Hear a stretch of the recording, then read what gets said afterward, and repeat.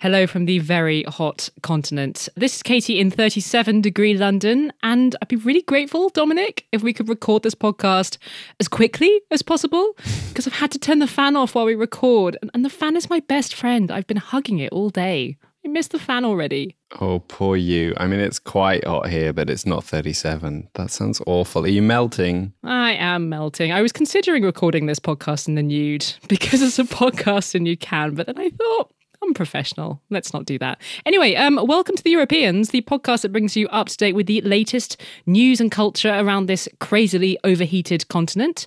I hope you're listening to this in a nice, cool, dark room and that you're not attempting any exercise. A surprising number of people listen to this podcast while doing workout videos. Don't do that this week. Although in lots of parts of the continent, it's going to have cooled down by Thursday when this episode comes out. That's true. Hopefully things will be looking a little bit less bakey by Thursday. What's going on over there in Amsterdam, apart from it being very, very hot? Well, I am just getting ready to go on holiday, like straight after recording this podcast. Woohoo! And I'm so excited because I feel like I haven't actually had any proper days off all year. So I'm very, very excited. I mean, I will obviously miss this podcast and I will miss you. But yeah, a break is sometimes necessary. Yeah, I think everyone in our team could do with a little rest. So this is our last episode until September the 15th. What have we got coming up in it, Dominic? Well, today we're going to be calling up Una Hadari, a brilliant journalist from Pristina in Kosovo, who is always our go-to source when we want to understand what is happening in the Western Balkans. We invited her onto the show today to find out more about a dispute that's been going on between Bulgaria and North Macedonia. A dispute that's been holding up North Macedonia's long-delayed EU membership talks. That's coming up later on in the show, but first, of course, it's time to find out who has had a good week and who has had a bad week in Europe.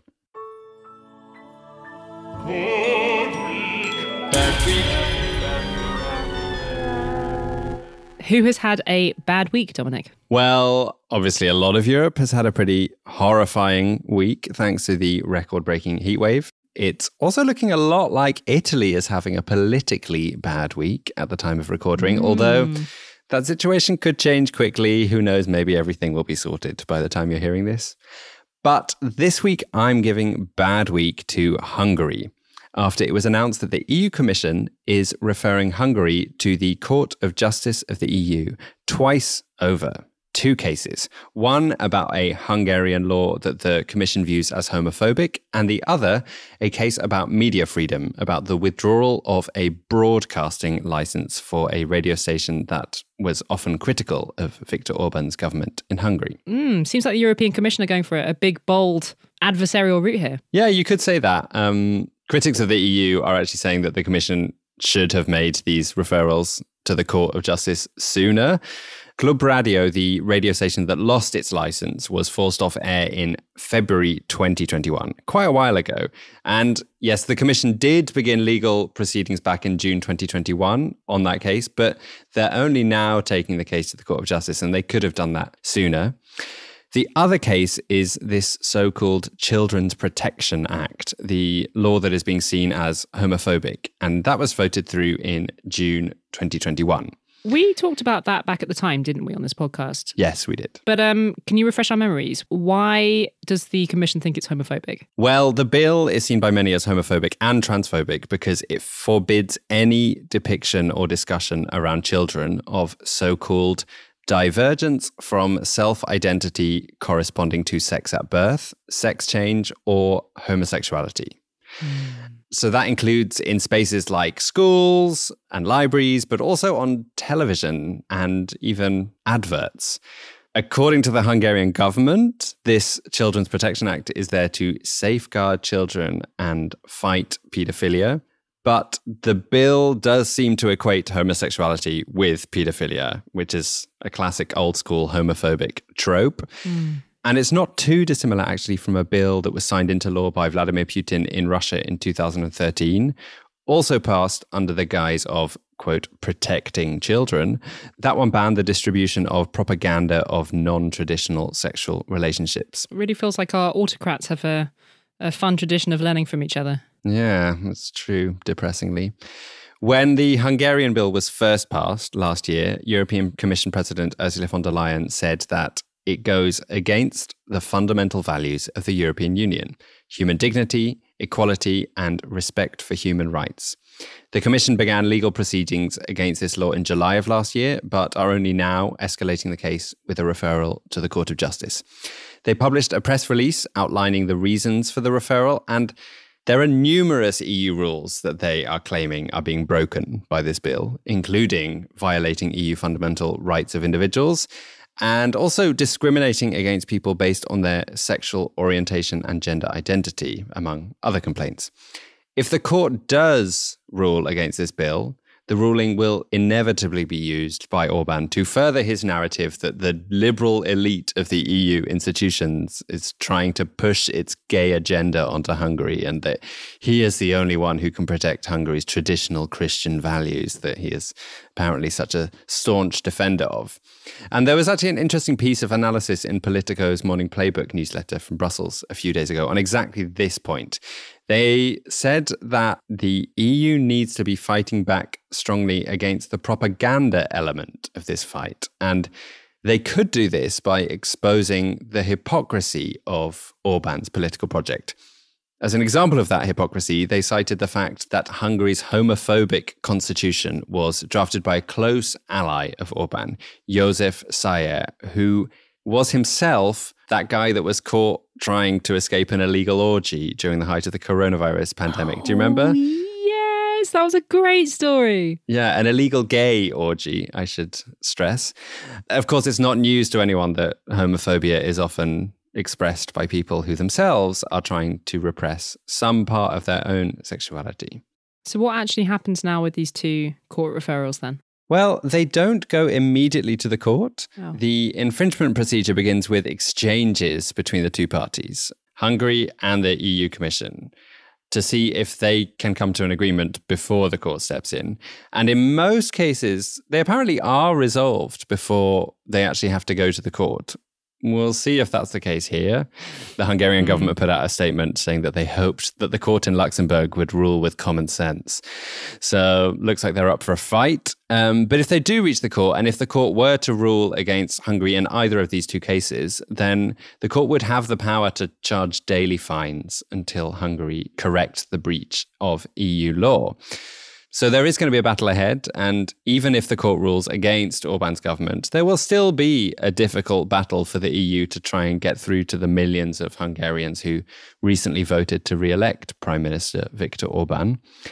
For now, though, this decision to move both the media freedom case and the homophobia case forward is being welcomed by many across Europe as a good step, a step that's at least attempting to use the EU institutions to remove some of the most objectionable elements of Viktor Orbán's political project. And I saw another glimmer of good news from the Hungarian LGBTQ plus community from Szabolcs Panyi, who I recommend everyone should follow on Twitter for all your news about Hungary if you're not already. I'll put a link in the show notes.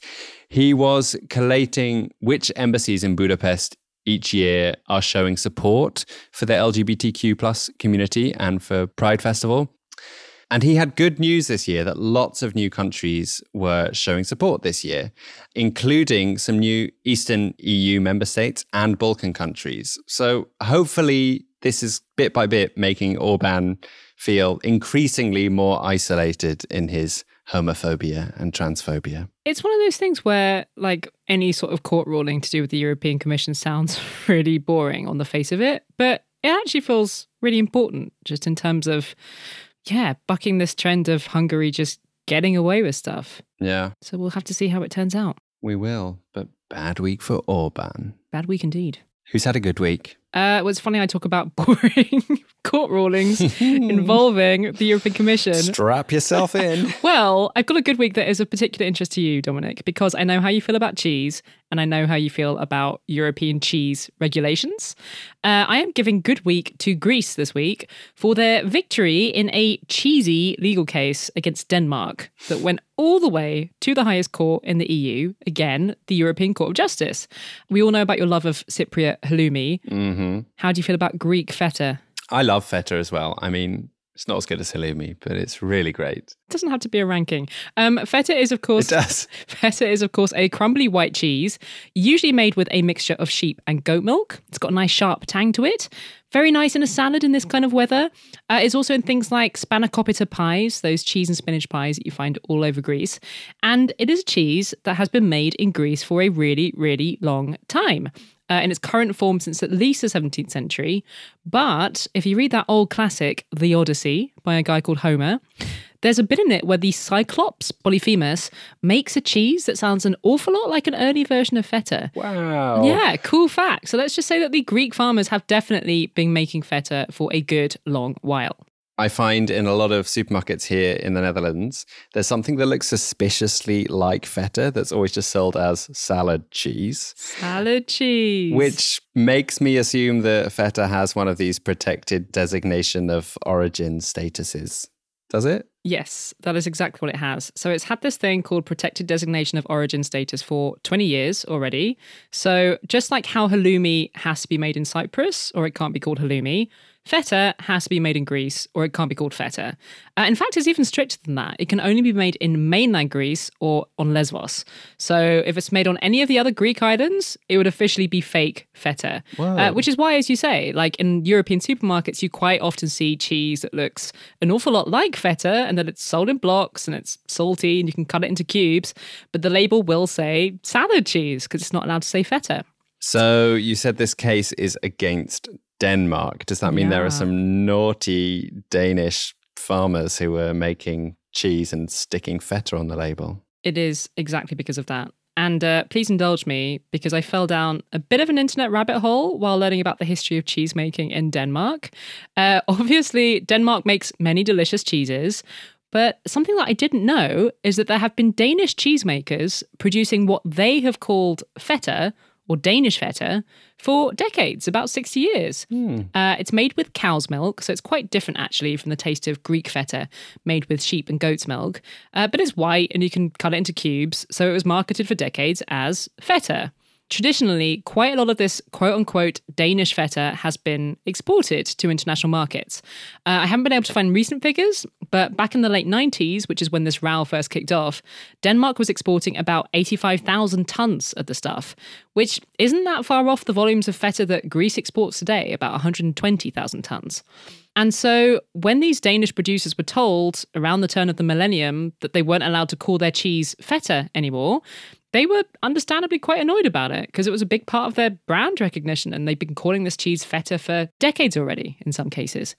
So 3 years after Greek feta got protected status in 2005, Denmark and Germany actually challenged the ruling at the European Court of Justice. They wanted to still be able to call their cheese feta, but they lost. The court said, nope, feta has to be Greek. So if the court confirmed it back in 2005, why are we talking about it again now?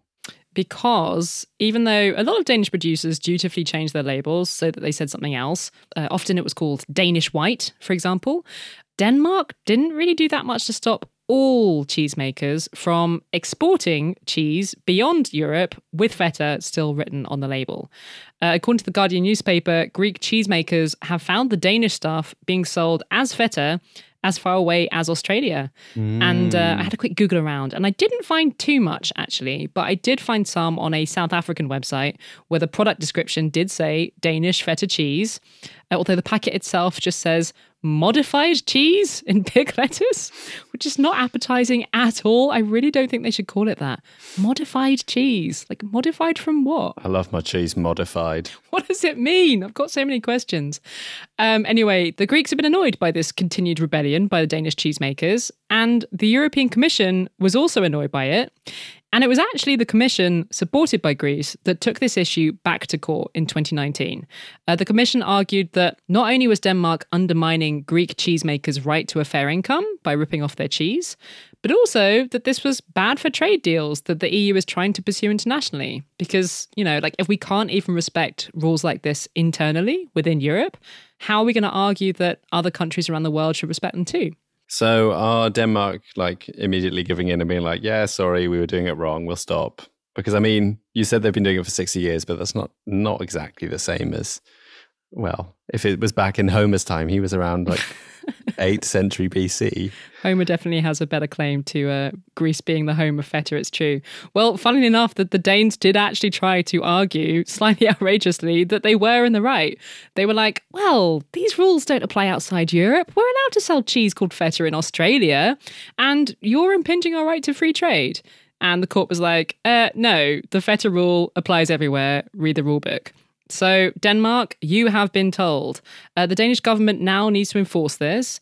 And apparently the European Commission can ask for Denmark to be fined if they don't comply. But yeah, it's just been quite jarring to read the ruling, which is written in very serious legal language, but it's about cheese. But it is kind of serious. You know, feta apparently accounts for 10% of Greece's food exports. Whoa. So if producers elsewhere are free riding off feta's centuries-old reputation, that is a big deal. I don't know. Where do you stand on the debate over whether, you know, things like champagne should have to come from Champagne? Oh, I don't want to have an opinion about this. This feels like a can of worms. This is a trick question. Delicious can of worms. I don't really know either where I stand because honestly, it's so hot that I can barely think straight. But I am interested in getting hold of some of this Danish cheese and doing like a side-by-side taste comparison. And I've said this before on the podcast when we've talked about other examples of this, that I do think it's sad if places that have like been traditional makers of artisanal food products then get like undercut by somewhere else that just steals their idea. Yeah, it's heritage. Yeah. Anyway, if any listeners would like to send us some cheese, just email us and we'll send you the postal address. Don't send it now because it's too hot. It will melt in the post. Big thanks to everyone who continues to support this podcast with monthly donations through Patreon. We really wouldn't still exist if it wasn't for your generous support. So thank you. Special thanks this week to our latest supporters, Fabian Tamp, Antonio Mache Matamoros Ochman, and Alden Perkins. Thank you guys so much. If you too would like to help us out and feel the warm glow of doing a little bit of good in the world, we would love it if you could sign up to support us. You can find all the details on our website, europeanspodcast.com, or you can click on the link to Patreon in the show notes.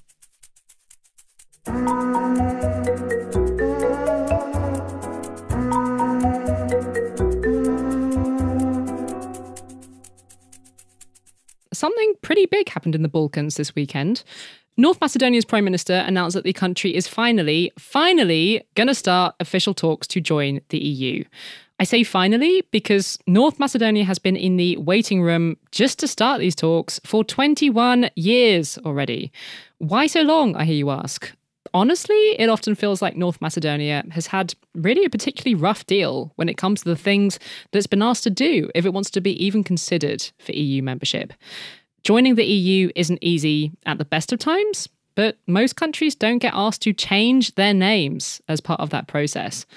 North Macedonia did, because Greece basically said it would stand in the way if the country kept calling itself Macedonia. Now, I'm not going to wade into why that is right now, because I want to talk about another neighbour that has been throwing obstacles in the way of this country's EU membership.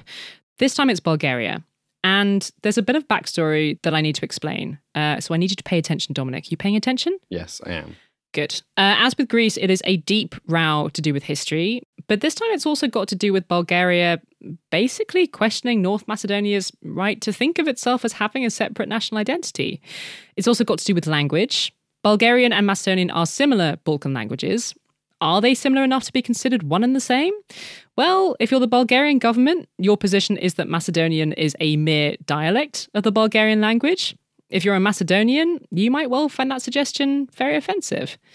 It's a really charged debate, and it's a debate in which Bulgaria has found itself with actually quite a lot of power, because countries that are already in the EU have a veto power over new countries' membership. So Bulgaria, well, they've been asking rather a lot as their price for getting out of the way of North Macedonia. And that has contributed to 2 years of further delay to this country's membership talks. Enter France. Are you still with me?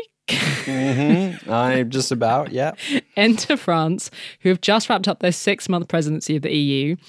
During that presidency, France has been trying to help figure out a way out of this mess. So they came up with a classic, messy European compromise, a deal under which North Macedonia would agree to a bunch of things, including recognising the country's Bulgarian minority in the constitution, which is kind of odd because there are lots of minorities in North Macedonia. It's a very ethnically diverse place. And this whole deal, well, a lot of people aren't happy about it. There have been protests pretty much every day this month in Skopje, and some of these protests have been violent. For better or worse, the parliament in North Macedonia agreed to this deal over the weekend. So it's a step towards finally being able to move on and start the actual process of trying to join the EU. Or is it? Honestly, I feel like this whole issue deserves a lot more attention because a country being asked by its neighbours to delve into questions of identity and language and what it can call itself, that wasn't intended to be part of the process of joining the EU. And we should all be asking whether it should be. This particular case of North Macedonia is also messy and it's complicated, which is why we invited one of our favourite Balkansplainers on to help us untangle it all this week. Una Hadari is a reporter who roams around the Balkan region. She spoke to us this week from Pristina.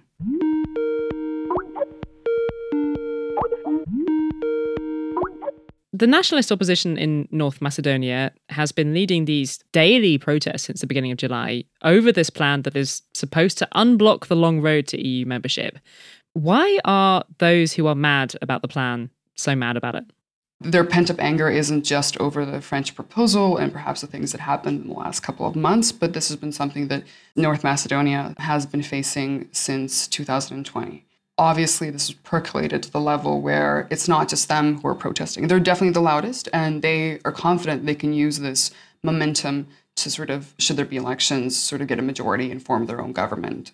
That is one of the many consequences, the negative consequences that North Macedonia will face, considering that the country managed to push out what was basically an autocratic government that clamped down on press freedoms, was extremely corrupt, inefficient, and so on and so forth. So it'll lead to a reversal of a democratic process in North Macedonia that was widely lauded in Europe as being a sign of the country's healthy sort of democratic and also civic resistance. How big do you think the resentment is these days amongst ordinary people in North Macedonia about how much the country has already had to do to try and join the EU and how much is now being asked of them further? I think people are extremely exasperated in the country. North Macedonia was not a country that was heavily affected by the disintegration wars of the former Yugoslavia, which affected other countries starting from Slovenia, but also Croatia, Bosnia, Kosovo, and so on and so forth. The country was a lot more healthy. Institutions were a lot more healthy than they were in many other countries, to the point where North Macedonia signed a stabilization and association agreement in 2001, which was ahead of Croatia, a country that ended up becoming an EU member before North Macedonia. And basically, it has constantly been blocked by its neighbors. For 10 years, North Macedonia had to deal with the Greek veto for its NATO accession because Greece was blocking it on the basis of the claim that they had stolen the name of what was a historical Greek region. While local Macedonians, they don't believe that this is the case, they realized, the Prespa agreement, which was eventually signed between Greece and North Macedonia, paved the way for a compromise, which was that the country be named North Macedonia, but that the people be referred to as Macedonians. Alexis Tsipras, the Greek prime minister, I believe at the time, in a famous address to the Greek parliament, he said, we can, to some extent, dictate what their country is called, but we can't dictate what the people, how they self-identify.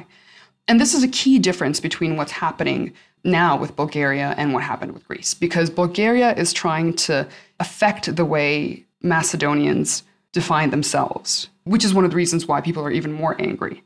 And this is often something that the Bulgarian side does not seem to comprehend.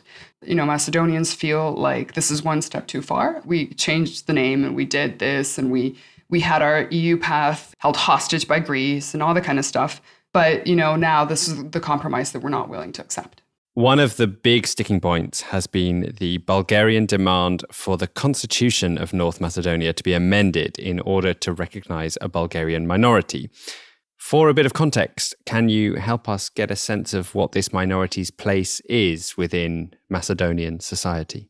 Yeah, so that's an interesting issue because a constitutionally recognized minority or community is one that will receive constitutional protections, which in principle is fine, but this process can be abused, having in mind that in the last census, there were 3,500 ethnic Bulgarians in North Macedonia, and that there are at least 6 or 7 communities that are much more numerous than the Bulgarian one in North Macedonia that aren't recognized. Groups like the Turkish community or the Vlach community or the Bosniak community, and these are all much more numerous than the Bulgarian community in North Macedonia. The second thing is because the new French proposal includes a bilateral component, which means that every year the Commission will issue a report on how North Macedonia has been maintaining its relationship with Bulgaria. And elements that will go into that are specified in the proposal say that North Macedonia has to sort of reform its education system, it has to fight hate speech and discrimination, so on and so forth. Again, all that sounds good, but when you're North Macedonia and you have a country that has had a predatory approach towards you in the past 2 years, you're not gonna just automatically accept a proposal that opens the space for them to continue blocking you at every point in the process. Also, I can imagine that the other minorities might start thinking like, well, hey, like, where's our constitutional protections if these 3,500-ish people are getting this? Like, if I was a member of the Turkish minority, I'd be feeling a bit weird about this right now. The really sad thing about all of this is that North Macedonia is one of the most progressive of all the former Yugoslav or Western Balkan countries that I've ever reported from. And when you have like Serbia or Bosnia or Croatia and so on and so forth, even Croatia, that's an EU member, has its own ethnic and nationalist problems that are much greater than the ones that North Macedonia has, is regrettable because, of course, no place is perfect, but if there's any society where the coexistence is much more healthy than it's North Macedonia. And I don't expect the other minorities or other communities to sort of make a big deal out of it, but it's really unfair considering that they've found life in North Macedonia to be sufficiently respectful of their rights, whereas the Bulgarians continue to complain because they have sort of the big brother in Bulgaria protecting them as an EU member. You know, the main issue here is that Bulgaria is coming at it from a privileged position. Bulgaria is a member state. There is no mechanism for the EU to, let's say, penalize Bulgaria for what it's doing now. Other member states were reacting, like Slovakia, the Czech Republic, I believe even Poland, or they condemned even Bulgaria's approach or their stances on North Macedonia. But at this moment, there isn't enough pushback for Bulgaria to be like, our reputation in the EU is going to be ruined if we keep insisting on this. This whole plan for North Macedonia to recognize constitutionally the Bulgarian minority, it was put forward by France. And I read some tweet that said something like, if you have a crisis in your part of the world, I hope for your sake that Emmanuel Macron doesn't get involved. I mean, is there a sense in the Balkans that Western European governments don't really understand what's going on in the Balkans or what's really at stake here? Well, France. France has had what is seen as a pretty adversarial approach to the accession process in the Western Balkans in general. It's continuously blocked Kosovo's visa liberalization. It's been the loudest in sort of talking about the so-called risks of expansion and stuff like that. People don't actually trust France in being the best country to solve Balkan or Western Balkan issues. That being said, though, I had hoped that with what was going on in Ukraine, that Western European countries would start rethinking, start understanding that in bilateral issues, there was a much more powerful party that was in one way or another trying to bully the weaker or less established country or nation or whatever. Before the renewed invasion in February this year, most people would not know that Ukrainian and Russian are pretty different. And I thought that like having this new awareness in Europe now, I expected that there would be a greater understanding for conflicts or issues that involve identity and self-determination and the way a country chooses to identify itself. My big gripe with the way people have been reacting to the issue is that, you know, in the 20th century, definitely in the 21st century, we have, as a continent, gained a better understanding of what it is that makes a nation. The key component of it is the fact that every single nation or ethnic group gets to decide how it defines itself. You know, the historical legacy of Europe has been an occupying one, where another country gets to define what you are and how you define yourself. And that hasn't been the case, thankfully, for most of the 20th century. This goes against it. Right now, it's looking quite a lot like this plan for Macedonian accession is not going to be able to go ahead eventually because this constitutional change to recognize the Bulgarian minority would need a 2/3 majority from the parliament. Is this not all therefore just a bit futile? Yeah, that's sort of the biggest irony of the whole situation is that SDSM, the current ruling party, don't have the same majority that they did, and definitely not a 2/3 majority, which is a precondition for the constitution to be changed. So, again, what will happen is that the process will continue to be prolonged forever, and not because of the usual reason that this process gets prolonged.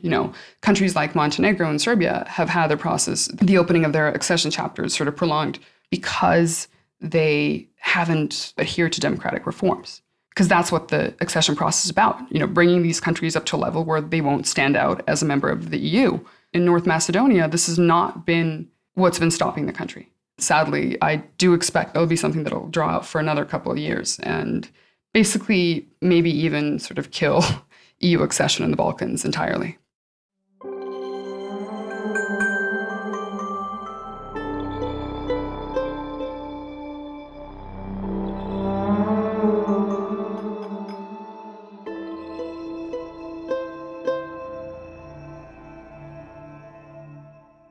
This interview honestly made me feel quite depressed about the way in which the process of joining the EU has worked so far in this particular case, and how individual EU members have been able to bring their particular beefs into it.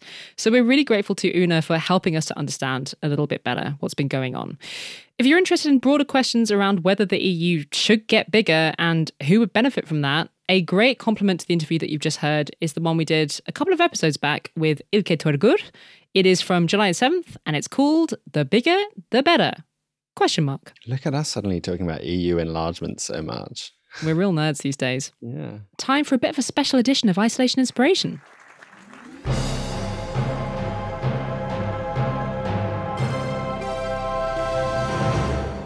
You may have heard me harassing you in recent episodes for your summer reading recommendations. And listeners, you did not disappoint. The resulting list is really, really great. We're going to put it up on our website this week. It spans the entire continent from Cyprus to a remote Norwegian island. There is crime. There is satire. There's a little bit of poetry. We've snuck in a couple of books in French and Italian. Is there something on the list that has tickled your fancy, Dominic? Yeah, actually, I really want to read Grand Hotel Europa by Ilya Leonard Pfeiffer.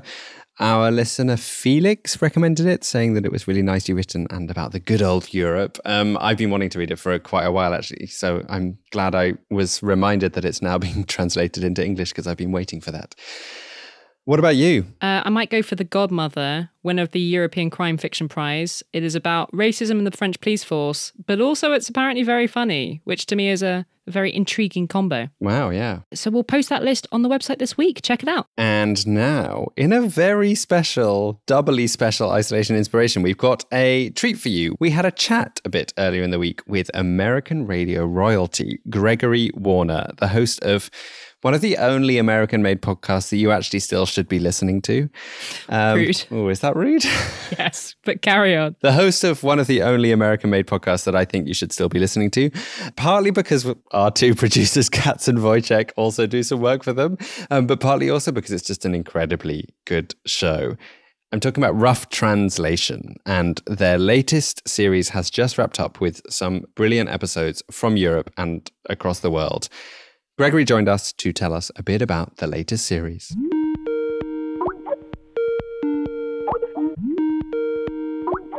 Rough Translation has just wrapped up its latest season. I was wondering if you could start by telling our listeners what they can expect to hear if they tune in.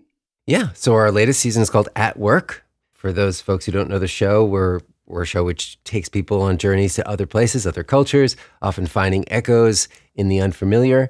And this episode is all about workplace stories. So they're grouped into general two themes. One is about saying no to work. We go from China to France to Portugal. And then it's about taking on different work identities. So we go from South Korea to Brazil, or the Brazilian metaverse, to Nigeria, and then the trucker's cab in the USA. Big fan of the general idea of saying no to work.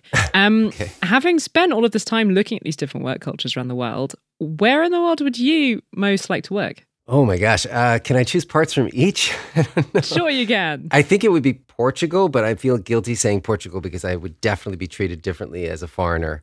So as a foreigner, I might like to work in Portugal. They are really rolling out the red carpet. For pure entrepreneurial energy and possibility, either Mexico City or Lagos, Nigeria, We have episodes about there where Chibundu Onuzo, the London-based Nigerian novelist, interviews her brother, who's a Nigerian filmmaker back in Lagos, and talks about what's possible when you're breaking into industries that haven't really formed yet. So there's a kind of entrepreneurial energy there. But France, I mean, I don't know. That's what's most changed my own work schedule, is learning about the French rest culture and specifically the lunch break in France. Have you started taking lunch breaks? In an American sense, I do now go down to the kitchen and try to cook something. I don't do it for an hour and a half, though. Do you, Katy? Do I take an hour and a half lunch break? Yeah. No. Well, as you know, Dominic, I'm a big fan of the 20-minute comedy Netflix lunch break, which is very bad. But I'm only half French, so I feel like I can get away with it. Whilst making this series, did you get any sense of like a broad European work culture? And if so, what does it look like to you from your side of the pond? Okay, I feel like this is a trick question to ask the American on a podcast called The Europeans about European work culture. Sorry. But I will say that I think it's a false thing that Europeans work less. And the way I've been thinking about it more is in this general rethinking of how we calculate work. Is it time or is it our attention? So one of the inspirations of the series was the Bertrand Russell essay In Praise of Idleness.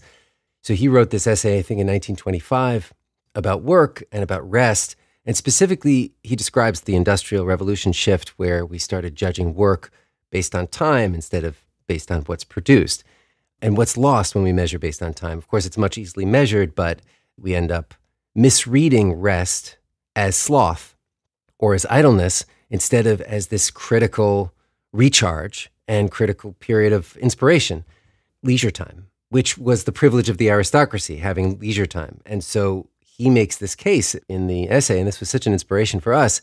What would it take for more people to have the privilege of leisure time?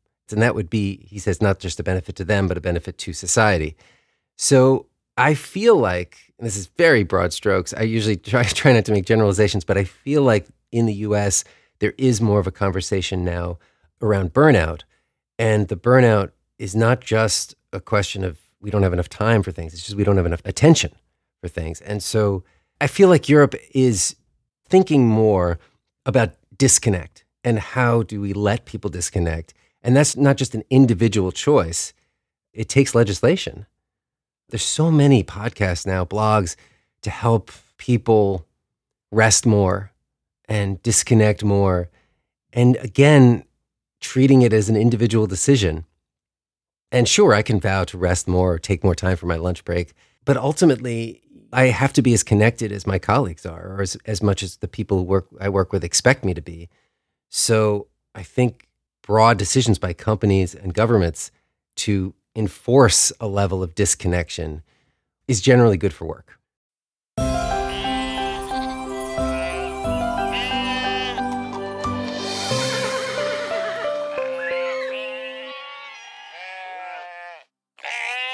Now, there's quite a lot of bleak news about biodiversity and species decline, but today I've got some happy news about a species that was in decline and seems to be having a bit of a resurgence. Yay! A team of German marine mammal ecologists published a paper last week in Scientific Reports in which they write about signs of a recovering population, a population who were brought to near extinction in the Southern Hemisphere in the 20th century.